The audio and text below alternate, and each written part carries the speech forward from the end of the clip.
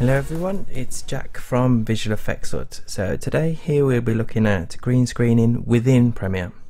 What we want to do is we want to find the bit of footage that we want, and then we want to just drag it onto our timeline. So luckily the way that Premiere works is it stacks effects, so what we want to do first is we need to grade this back to normal. If you've got normal footage, then great, you can ignore this step, but if you've got log footage, then you need to grade it first to be able to see. So we're going to use my LUT, so save some time. Boom. We'll do a minor tweak, so just get the contrast up, pull the highlights down to get that filmic look, and then just punch the contrast a bit. Again, not necessary steps, but there we go, we've got a lovely looking image now. So what we need to do is we've got this lovely looking footage. What we need to do is we need to go to the opacity tab in the effect controls, and we need to click on this pen tool, and we need to just draw around anything that is not obviously going to key because it's not green.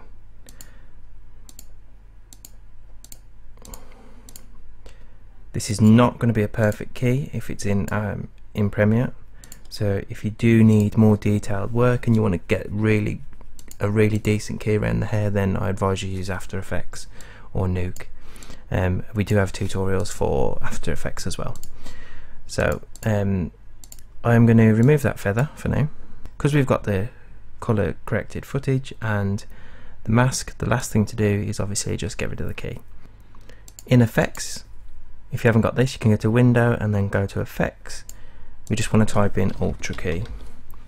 So this is the quick fix, and it's more news or broadcast approach to keying. It's not going to be a really decent key, but it'll be decent. It'll be okay. So just drag that on your footage, and then once you've dragged it on your footage, it'll appear on your list. And then to get that list up, you just click on your clip, scroll down to Ultra Key, and then what we want to do is where it says Key Color, click on the eyedrop, and we want to pick a green. We want to pick a green that's close to the subject, not here because it's brighter, not here because it's darker. So we want to just go as close to the subject because that's the part that matters the most, and it's done a fairly decent job. So we just need to refine this a little. So to do this, we need to jump into, open up all these settings. So this isn't as detailed as After Effects, but we can knock the transparency up a tad, but not too much, to the point where it's going to start affecting the image that we want to keep. Push the highlight all the way down, just make sure it's not affecting anything else. Push the shadow all the way down as well, but we can notice that's starting to affect the eye a little, so we don't want to do that too much. And then we can just do the tolerance of the key and the pedestal. There we go. Choke is literally, it's almost like choking it in. So if we do an extreme example, pulls the key in. It's good for quick fix edges, but in this case, because it's a decent key, we don't need to do any of that. We can soften the key as well, so it doesn't jitter as much around the hair areas, to about 12, but again, this is not After Effects, so it's not going to be perfect. So once you've done that, that's your key done within Premiere.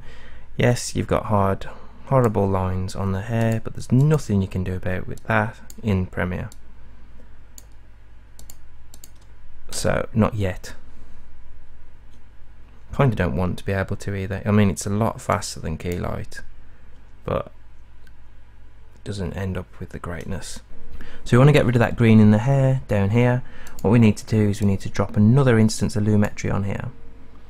We can call this one, rename, and we can call this Fix Green, so we know we're affecting the right one.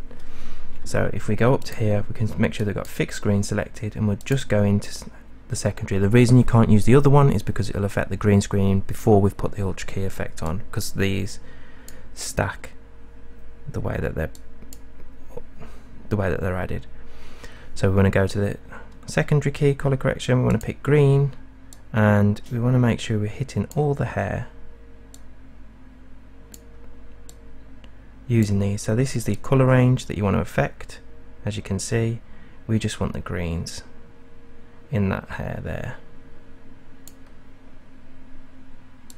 So we need to denoise it slightly so we get that hair and blur it a little bit. You can then add pink because it's the opposite of green, so you'll notice that it's getting rid of it a little, and again it's not going to be perfect because this is not After Effects, but you can slightly adjust. So that's how you key out in Premiere. Then to put a background on, it is as simple as knocking this clip up to the video track 2 or 3 or whatever, and then importing some footage. So we'll just use some snow for this one, and then we just drag in the snow, use the effect controls again to scale up the footage,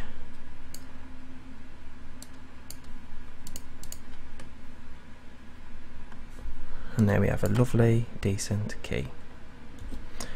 The only other thing I would say is the colour correction's a little bit off, not that bad. So what we'll do is, in this instance of fix green, we can just knock the blue, create some of that blue. Notice that the contrast here and here don't match, so we just add a little bit of contrast there to create that same vibe. The highlights are quite high, so we'll go for that, and then there we have a lovely keyed out piece of footage. So hopefully you found that useful, and I will catch you on the next one.